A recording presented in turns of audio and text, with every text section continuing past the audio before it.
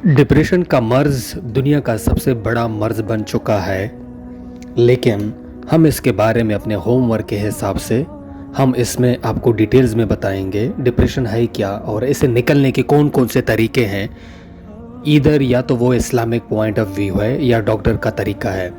हम ना तो डॉक्टर हैं ना हम इस्लामिक के बारे में इतना ज़्यादा जानकारी रखते हैं कि हम मुअल्लिम हो, लेकिन हमने जो होमवर्क किया है शायद हमारे होमवर्क की वजह से ये आपको भी काम आ जाए।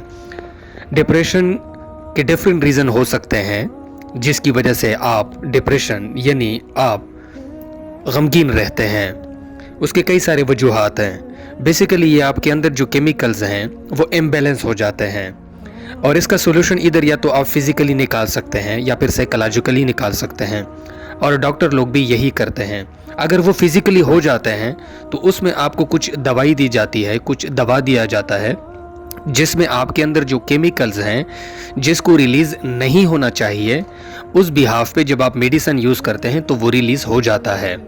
लेकिन कुछ ऐसी दवा के अंदर ये भी मिलाया जाता है जहाँ कुछ चीज़ें रिलीज़ होनी चाहिए वो आपकी नहीं होती, तो मेडिसिन की वजह से वो भी रिलीज़ हो जाती है।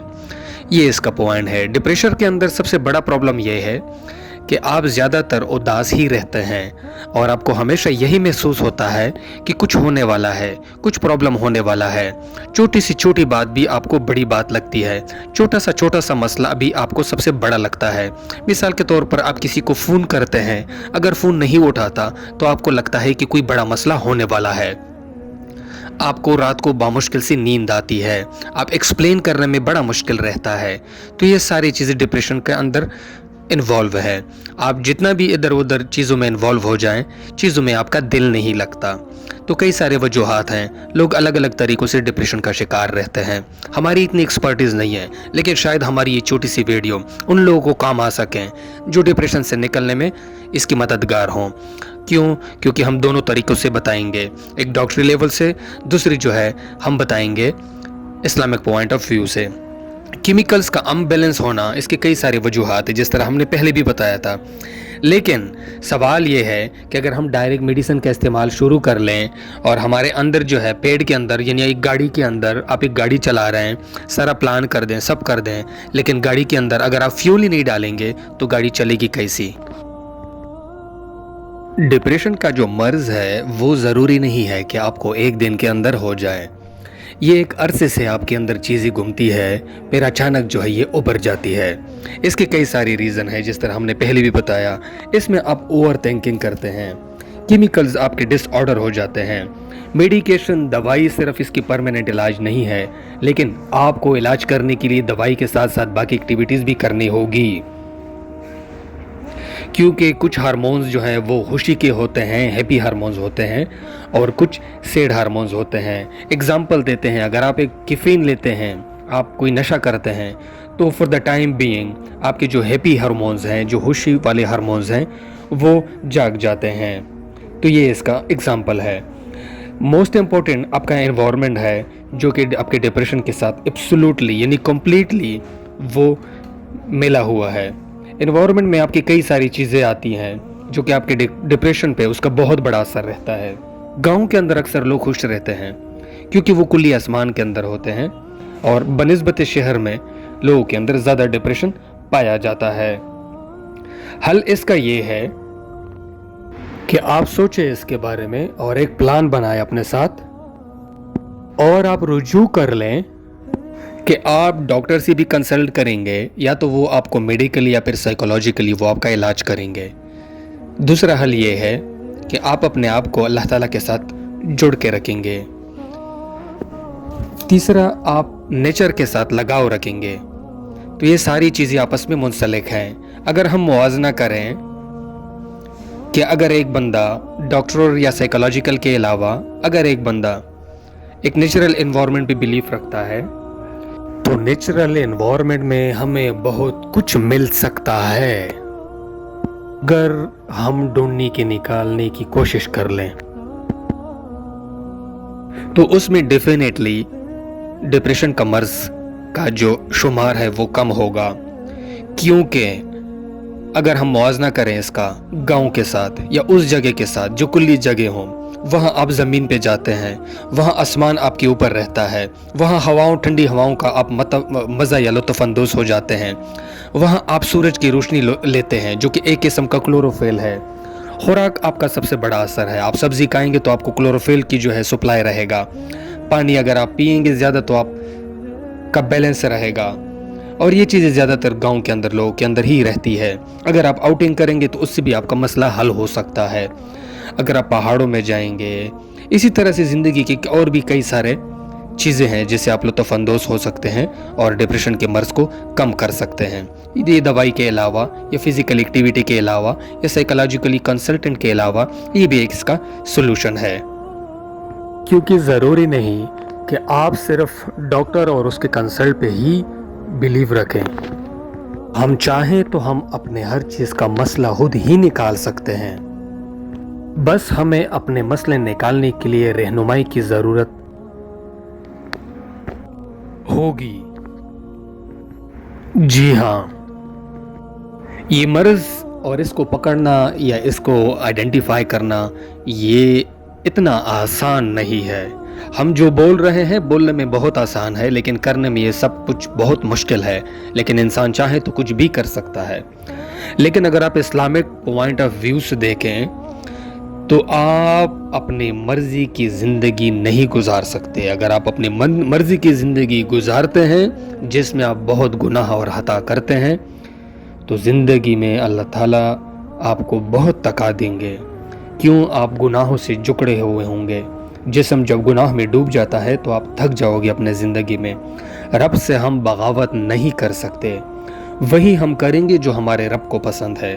ڈپریشن ہر جگہ پہ ہے، لیکن اگر اللہ راضی ہو تو انسان موت کو بھی خوشی سے قبول کرنے، ورنہ باغوں میں بیٹھ کر بھی آپ کو وہ خوشی نہیں ملے گی۔ تو رب کو راضی کرنا سب سے امپورٹنٹ ہے۔ اس لیے ہم چودھری صاحب کی بات کی طرف جاتے ہیں۔ چودھری صاحب کہتے ہیں کہ ایک دن چلتے چلتے ان کے کانوں سے ایک آواز ٹکرائی، اور یہ سورۃ الاعراف کی آیات 204 تھی، جس میں اللہ تعالیٰ نے فرمایا، جب قرآن پڑھا جائے تو اسے غور سے سنو اور خاموش رہو تاکہ تم پر رحم کیا جائے۔ اس آیات میں کوئی ایسی کشش تھی جس نے چودھری صاحب کو بے بس کر دیا، اور کئی دنوں سے وہ غور سے خاموش ہو جاؤ اور رحم کیا جائے کہ کمبینیشن پہ غور کرتا رہا۔ یہ کامیابی کی شاندار تکون ہے۔ انسان بے شک جب تک کوئی چیز خاموشی یا غور سے نہ سنتا تو وہ بات اس وقت تک اس کی سمجھ میں نہیں آتی، اور وہ بات یا وہ چیز جب تک سمجھ نہیں آتی انسان اس پر، اس وقت تک اللہ کا رحم نہیں ہوتا۔ چودھری صاحب فرماتے ہیں کہ میں نے اس کے بعد عادت بنا لی، میں روزانہ صبح اٹھتا ہوں اور 15 منٹ تک میں قرآن مجید اور اس کا ترجمہ سنتا ہوں، اور اس کے بعد اللہ کا رحم اور کرم مانگتا ہوں اور اس کی بخشی ہوئی نعمتوں کا شکریہ ادا کرتا ہوں۔ قرآن مجید اللہ تعالیٰ کا انسان پر بے انتہا کرم ہے، لیکن آپ یقین کر لیں سورہ رحمان دنیا کے سب سے بڑی اینٹی ٹینشن، اینٹی ڈپریشن اور اینٹی انزائٹی میڈیسن ہے۔ چودھری صاحب کا دعویٰ ہے کہ اگر آپ انزائٹی، ڈپریشن اور ٹینشن کے خواہ کتنی ہی بڑے مریض کیوں نہ ہو، آپ بس کسی آرام دہ کرسی پر بیٹھ کر آنکھیں بند کر دیں اور سورہ رحمان کی تلاوت اور ترجمہ سنیں، آپ انشاءاللہ چند دنوں میں ڈاکٹرز اور ادویات کی محتاجی سے نکل آئیں گے۔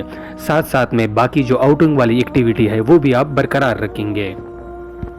چودھری صاحب نے سیم یہی مشورہ اپنے ایک دوست سکھ کو، جس کا تعلق انڈیا سے ہے، اس کو بھی دیا تھا، اور اس نے وہی چیز اپنایا، اور اس کے بعد اس نے چودھری صاحب کو فون کر کے یہی بتایا کہ وہ جتنا آرام دہ سکون اب کر رہا ہے اس نے زندگی بھر پہلے ایسے آرام دہ سکون محسوس نہیں کیا۔ چودھری صاحب فرماتے ہیں کہ ایک دن اس نے لکھنا شروع کیا کہ اللہ تعالیٰ کی نعمتوں کا میں ایک فہرست بنا لیتا ہوں، تو کہتے ہیں کہ آپ یقین کرو کہ رب کی مہربانیاں پہاڑ اور میرے مسائل چٹکی برابر تھے، اور یہ مسائل بھی میرے پیدا کیے ہوئے مسائل تھے، قدرت کا ان میں کوئی قصور نہیں تھا۔ میں نے سکھ دوست سے کہا تم بس اسی طرح اور ہمارے مولویوں سے بچ بچا کر قرآن سنتے رہو، تمہیں کسی ڈاکٹر اور کسی دوا کی ضرورت نہیں رہے گی۔ اس نے کہا لگایا اور اب یہ روز صبح آدھا گھنٹہ تلاوت اور ترجمہ سنتا ہے۔ चौधरी साहब कहते हैं अगर आप अल्लाह ताला की किसी दिन ज़रा सी इसके अल्लाह ताला की नेमतें गिने, आपके हालात भी बदल जाएंगे। दुनिया के 75% मरने वाले लोगों को सुबह नसीब ही नहीं होती, ये रात बिस्तर पर दुनिया से रुखसत हो जाते हैं, जबकि हम आज भी अपने बिस्तर से उठ रहे हैं। क्या ये अल्लाह का रहम नहीं? दुनिया में 24 करोड़ लोग सांस की बीमारियों का शिकार है, इनके फेफड़े काम नहीं करते, ये अल्लाह की बख्शी ऑक्सीजन से लुत्फ़ नहीं ले सकते, जबकि हमारे फेफड़े दिन रात दोनों औकात में ऑक्सीजन खींचती भी हैं और बाहर फेंकती भी हैं। क्या ये अल्लाह का रहम नहीं? दुनिया के 27% लोगों के पास छत और बिस्तर नहीं, जबकि आधी दुनिया किराए के घरों, झोंपड़ियों और टेंटों, फुटपाथों, पल्लों, कब्रिस्तानों और हारों में रहती है, जबकि हम बिस्तर और अपनी छत के नीचे ज़िंदगी गुजार रहे हैं। हमारे पास तकिए, गद्दे और चादरें भी हैं और फर्श पर कालीन भी बिछे हैं। क्या है इसका रहम नहीं? दुनिया के 60% आबादी के पास अपना टॉयलेट, अपना बाथरूम तक भी नहीं है। क्या ये अल्लाह का रहम नहीं? दुनिया के 65% 65% लोगों के पास 3 वक्त का खाना नहीं, क्योंकि वो अफोर्ड नहीं कर सकते। तो क्या ये अल्लाह का रहम नहीं? दुनिया के 65% लोगों के पास अपनी सवारी नहीं और हमारे पास अपने गाड़ी, साइकिल, गद्दे और घोड़े हैं। तो क्या ये अल्लाह का रहम नहीं? दुनिया के 42% यानी 42% बच्चे तालीम और इलाज से महरूम है, जबकि हमारे पास ये सब कुछ है। तो क्या ये अल्लाह का रहम नहीं? हमारे मुल्क के हालात कितनी ही खराब क्यों ना हो, फिर भी हमारे पास अपने शनाख्ती कार्ड और पासपोर्ट हैं, जबकि दुनिया में इस वक्त भी कम से कम 12 करोड़ लोग महाजर हैं और इनके पास किसी मुल्क की शोहरियत और शनाख्त नहीं।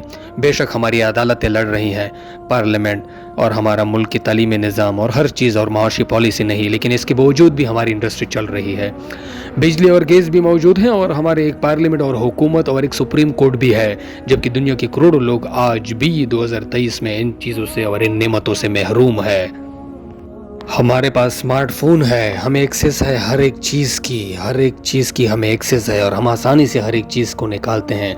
लेकिन अगर हम इसके बावजूद उदास, परेशान और डिप्रेशन है तो हम क्यों हैं? क्योंकि हम नाशुक्रे हैं, और न सिर्फ नाशुक्रे हैं बल्कि अल्लाह ताला की तरफ से एक आजमाइश भी है। लिहाजा बेहतर यह है कि हम अपने सूरह रहमान जो है रोज़ाना सुना करें, अल्लाह की दी हुई नेमतों की एक फ़हरिस्त बनाएं और शुक्र अदा करें। अल्लाह ताला जवाब में आपको इत्मीनान की नेमत वापस कर देगा और आप डिप्रेशन से निकल जाएंगे। वस्सलाम।